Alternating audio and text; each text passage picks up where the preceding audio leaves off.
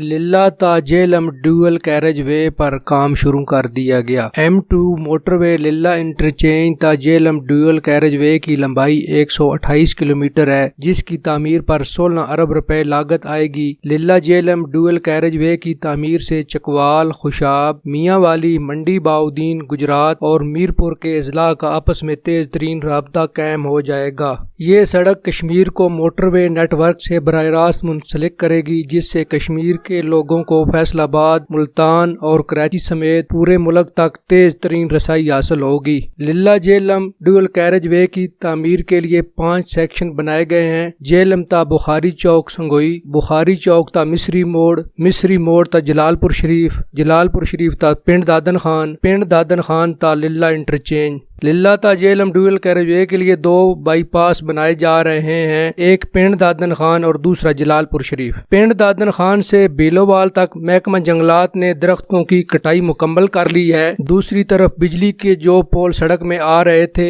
ان کے متبادل نئے پول وابڈا والے لگا رہے ہیں۔ پہلی فرصت میں 2 سیکشنوں للہ تا پنڈ دادن خان اور مصری موڑ تا بخاری چوک سنگوئی پر کام شروع کر دیا گیا ہے، کیونکہ ان 2 سیکشنوں کی حالت بہت خراب تھی اور آئے روز حادثات ہو رہے تھے۔ ان 2 سیکشنوں کو اس سال جون میں مکمل کیا جائے گا۔ وزیر اعظم عمران خان نے للہ جہلم ڈیول کیریج وے کو مارچ 2023 تک مکمل کرنے کی ہدایت کرتے ہوئے پنجاب حکومت کو بلا تاخیر فنڈز جاری کرنے کا حکم دیا ہے۔ للہ انٹرچینج سے جہلم تک کا سفر جو روڈ خراب ہونے کی وجہ سے 3 گھنٹوں پر محیط تھا، اب صرف 45 منٹ میں طے ہو جائے گا۔ ضلع جہلم سیر و سیاحت کا مرکز ہے۔ دنیا کی دوسری بڑی نمک کی کان کھیوڑا، قلعہ نندنا باغاں والا، یادگار سکندر اعظم، رسول بیراج، پجوالا جنگل اور ٹلہ جوگیاں جیسے سیاحتی مقام اس روڈ پر واقع ہیں۔ اس روڈ کی تعمیر سے سیاحت کو بہت فروغ ملے گا، جو جہلم کے لوگوں کے لیے خوش آئند ہے۔